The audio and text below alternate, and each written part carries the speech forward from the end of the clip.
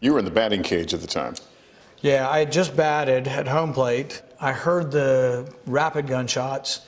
There's a big, large oak tree right next to the batting cage, so I got behind the oak tree as the guy shooting, because I guess that's the difficult choice you don't think you're ever going to have to make.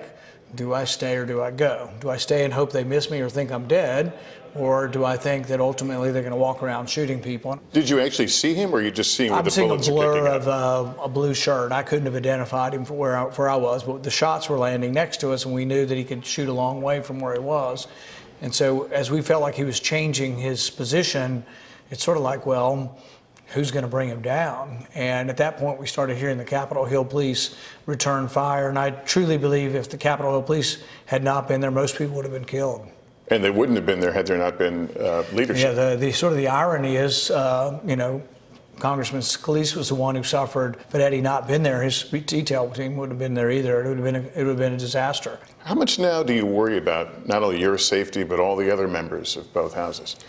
You know, my attitude changed a long time ago. It changed, I think when Gabby Gifford was shot, and I am a believer in deterrence, that a uniform deterrence does help.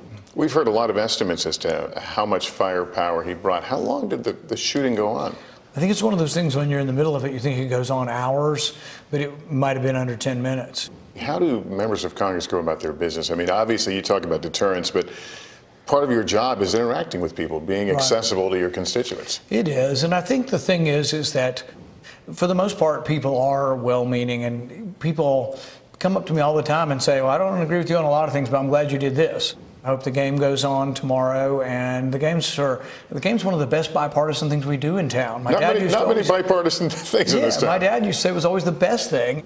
We joke around, we give each other a hard time. The game's sort of mock serious and mock fierce, and we do. We want to beat the other team. We really want to beat them, but there's a lot of collegiality, and it's also for a good cause. Hey, NBC News fans, thanks for checking out our YouTube channel. Subscribe by clicking on that button down here, and click on any of the videos over here to watch the latest interviews, show highlights, and digital exclusives. Thanks for watching.